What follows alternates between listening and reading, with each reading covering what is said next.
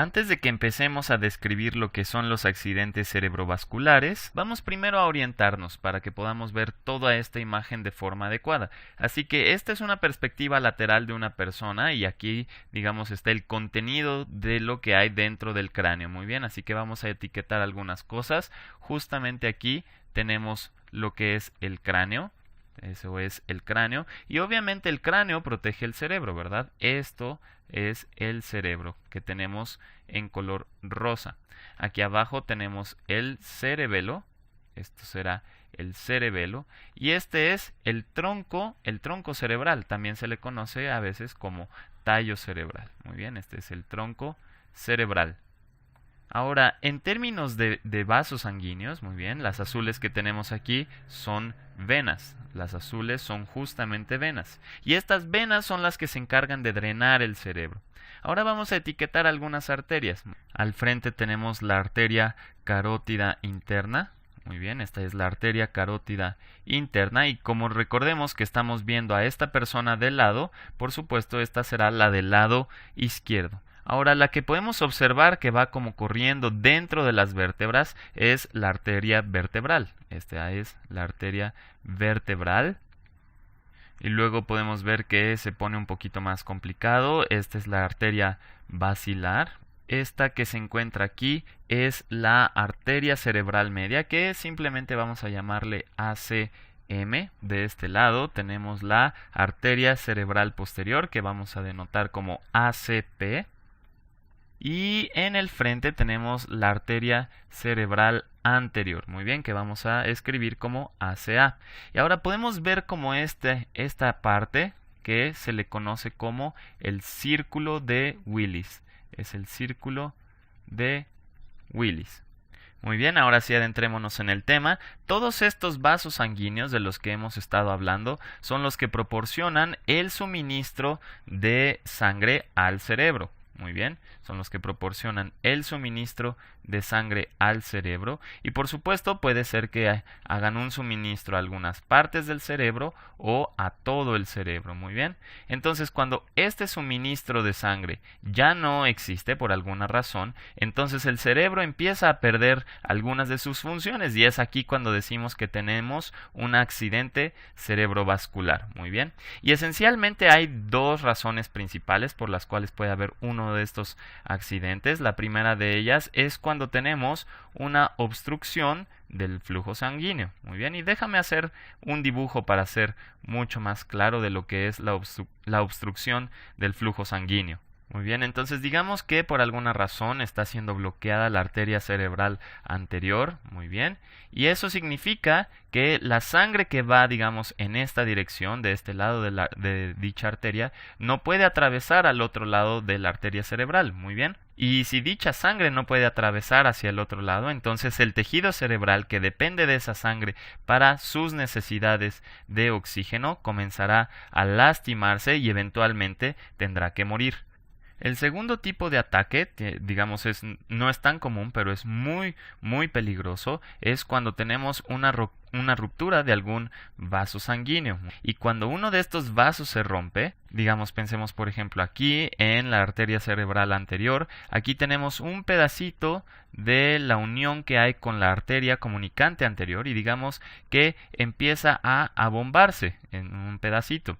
Entonces en realidad estamos diciendo que se está formando un aneurisma y ese aneurisma eventualmente puede romperse. Muy bien, si se rompe el aneurisma, entonces empezará a sangrar, digamos, en esta parte que no corresponde a la circulación cerebral y empezará a llenar todo este espacio de sangre. Si esto ocurre, tenemos principalmente dos consecuencias. La primera es que como estamos goteando sangre hacia esta zona, ¿verdad? O estamos liberando sangre fuera de la circulación cerebral, entonces estas partes, digamos que dependen de la arteria que estamos considerando, que en este caso es nuestra ACA, obviamente no estarán recibiendo nada de sangre, así que nuevamente el tejido comenzará a lastimarse en esta parte, ¿verdad? Por otro lado, la sangre comenzará a a juntarse en este lado, y eso va a provocar que el cerebro sea empujado, digamos, como en esta dirección, y esa es otra forma en la que puede lastimarse el cerebro, ¿ok? Entonces, esencialmente esos son los dos tipos de accidentes cerebrovasculares, cuando solo, digamos, estás haciendo un bloqueo del flujo sanguíneo a cierta área. Entonces, a ese también se le conoce como accidente cerebrovascular isquémico. Muy bien, en este caso estamos hablando de un accidente isquémico. E isquémico se refiere a un ambiente, un ambiente celular en donde no hay suficiente oxígeno, y cuando estamos hablando de cuando se rompe un vaso sanguíneo, como vimos anteriormente, a ese se le conoce como un accidente hemorrágico. Muy bien, en este caso estaremos hablando de un accidente hemorrágico, y hemorrágico se refiere justamente como a una salida repentina y torrencial de sangre. Muy bien, pero independientemente de cuál estemos hablando, ok, digamos en ambos casos,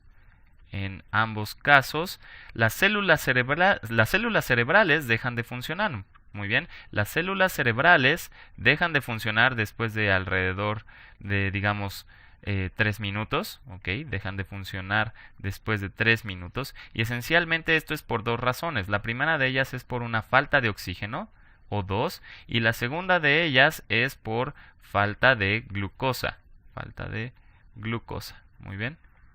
Y por supuesto se necesita la glucosa en la sangre para funcionar de forma adecuada y llevar, digamos, a cabo todas estas funciones complicadas. Ahora, ¿qué pensarías tú si una parte del cerebro simplemente deja de trabajar o empieza a funcionar de forma inadecuada? Bueno, intuitivamente podrías pensar, bueno, si una parte del cerebro empieza a funcionar mal, entonces podría perder ciertas habilidades, ¿verdad? Las habilidades que esa parte del cerebro desarrolla, ¿cierto? Así que veamos algunos ejemplos aquí. Así que digamos que tenemos un gran coágulo que se encuentra justo aquí a la mitad de la arteria media cerebral. Entonces, como hemos discutido, la sangre ya no va a poder circular al resto de las zonas en donde estaban siendo irrigadas anteriormente, ¿verdad? Eso lo que va a provocar es que todas estas zonas que mencionamos, todas estas zonas que estaban siendo irrigadas anteriormente por la arteria media cerebral, dejan de funcionar de forma adecuada, ¿verdad? Y esencialmente hay dos partes muy importantes, dos zonas muy importantes del cerebro que se encuentran aquí. Justamente la primera de ellas es el área de Broca. Muy bien, es el área de Broca, y la segunda de ellas es el área de Wernicke. Muy bien. Estas dos se encargan de producir el habla. Esencialmente determinan cómo es que hablamos y si podemos o no entender lo que las otras personas nos dicen. Así que si tenemos un gran coágulo a la mitad de la arteria cerebral media y de repente detenemos el flujo de sangre hacia el área de Broca o hacia el área de Wernicke, entonces vamos a tener problemas de habla. Hagamos otro ejemplo, digamos que tenemos un nuevo coágulo en esta pequeña arteria que está saliendo de la arteria basilar. Muy bien, esta por supuesto alcanza algunos de los nervios que se encuentran en el tronco cerebral. Muy bien, en esta pequeña zona. Aquí hay un montón de pequeños nervios muy especiales que se les conocen como nervios craneales, que se originan en el tronco cerebral. Muy bien, y digamos que se van en caminos separados desde ahí, y de alguna forma están involucrados en controlar los músculos faciales. Así que si estos nervios pierden, digamos, oxígeno, entonces esperaríamos ver que nuestra boca, digamos, como que se cae, ¿verdad? Y lo mismo ocurriría con nuestros párpados. Básicamente no seríamos capaces de usar algunos músculos de nuestra cara. Ahora bien, uno se preguntaría exactamente qué es lo que determina qué tan malo o qué tan peligroso puede ser un ataque cerebrovascular. Y en realidad hay dos cosas que considerar. Por ejemplo, el lugar en el cerebro en donde ocurre y qué tanto tejido cerebral se está dañando. Muy bien. ¿Y qué es lo que determina eso? Bueno, eso está determinado por el tipo de vasos sanguíneos que están involucrados. Por ejemplo, si tenemos un coágulo justo por acá, entonces lo que va a ocurrir, como ya hemos dicho, es que la sangre ya no va a irrigar. Sin embargo, aquí está muy comprometido todo lo que es el tronco o el tallo cerebral. Y eso sería muy muy malo, porque entonces el tronco cerebral empezaría a morirse. Y en realidad el tronco cerebral es responsable para mantenernos vivos. El tronco cerebral tiene centros de regulación que controlan la respiración y el corazón y muchas otras funciones vitales. En contraste, por ejemplo, si tuviéramos un pequeño coágulo aquí, o un pequeño coágulo aquí, o un pequeño coágulo acá, en este tipo de vasos pequeños, en realidad el daño cerebral con el que terminaríamos sería sumamente pequeño, ¿verdad? En realidad sería pequeño, porque las áreas lastimadas, digamos, de cada uno de estos, o relacionados con cada uno de estos coágulos, en realidad sería muy pequeño. Así que el tipo de discapacidad funcional que podríamos sufrir después de este tipo de ataques, comparados, por ejemplo, con el que teníamos aquí, que sería muy muy grande, ¿verdad? En realidad habría una gran diferencia entre los tipos de discapacidad funcionales que tendríamos, ¿verdad? Y en realidad todo esto depende de dónde se origina, digamos, el ataque cerebrovascular y qué tanta área del cerebro está involucrada. Ahora la pregunta es, ¿este daño cerebral es irreversible? Y desafortunadamente la mayoría de las ocasiones así es. Las neuronas, en ausencia de oxígeno y glucosa, empiezan a morir aproximadamente 4 minutos después de que se quedan sin oxígeno. Ahora bien, ¿qué podría causar un accidente cerebrovascular para que ocurra? Bueno, esencialmente hay algunas condiciones del corazón que son factores muy importantes para que se pueda generar un ataque cerebrovascular. Por ejemplo, uno de ellos es la fibrilación atrial. Muy bien, la fibrilación atrial, y esencialmente consiste cuando algunas de las cámaras superiores del corazón dejan de contraerse de forma adecuada, y eso genera, digamos, coágulos de sangre que después pueden ser bombeados desde el corazón hacia el cerebro. Y por supuesto pueden atorarse en nuestros vasos sanguíneos cerebrales, como vimos anteriormente. Otra, digamos, causa relacionada con el corazón es el infarto del miocardio, o bien lo que conocemos como un ataque al corazón. Y esto consiste cuando las paredes del corazón dejan de contraerse de forma adecuada, y cuando eso ocurre, algunos pequeños, digamos, coágulos de sangre pueden crecer en las paredes del corazón y después ser bombeados hacia el cerebro. Ahora bien, otra causa muy común, quizás es la más común de todas las que causan un ataque cerebrovascular, es cuando tenemos algo conocido como arteriosclerosis. Muy bien, y esencialmente son placas de colesterol, que se acumulan en las paredes de los vasos sanguíneos. Muy bien, entonces esto se le conoce como placa arteriosclerótica.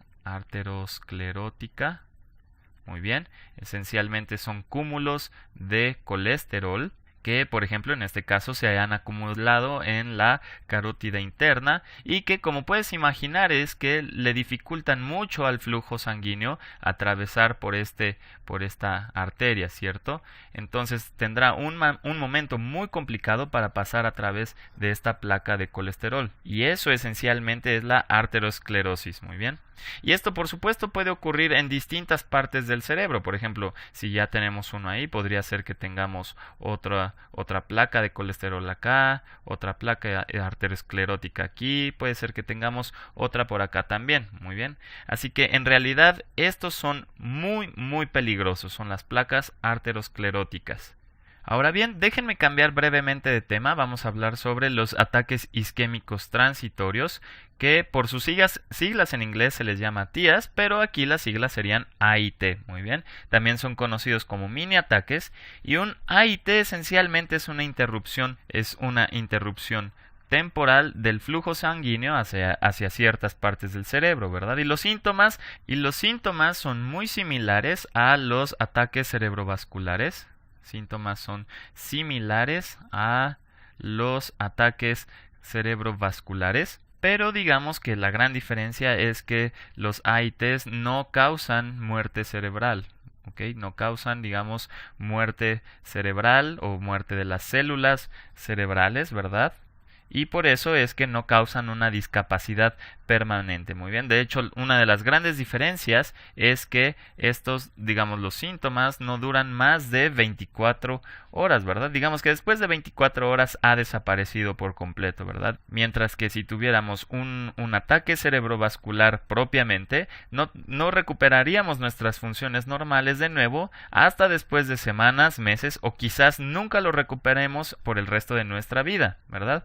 Así que déjame mostrarte rápidamente cómo es que se ve esto. En un ataque cerebrovascular propiamente dicho, tenemos, digamos, un coágulo aquí que causa la muerte, ¿verdad? La muerte de las neuronas alrededor de esta zona. En cambio, cuando tenemos un AIT, digamos, solo tenemos un coágulo de la misma forma que antes, que también empieza a generar daño alrededor del cerebro, pero inmediatamente lo que ocurre es que ese coágulo empieza a desaparecer. Muy bien, ese coágulo empieza a desaparecer y con él empieza a desaparecer también todo el daño, ¿verdad? Simplemente comienza a recuperarse. Ahora, para terminar, solo quiero aclarar algunos conceptos erróneos sobre los ataques cerebrovasculares y hay como un pensamiento común de que están solo relacionados con problemas cardíacos, ¿verdad? Problemas del corazón. Sin embargo, sabemos que esos solo son algunos ejemplos de causas que generan ataques cerebrovasculares. En un estricto sentido, los ataques cerebrovasculares son condiciones relacionadas a una falta de suministro de flujo sanguíneo. En realidad es un problema del cerebro, muy bien.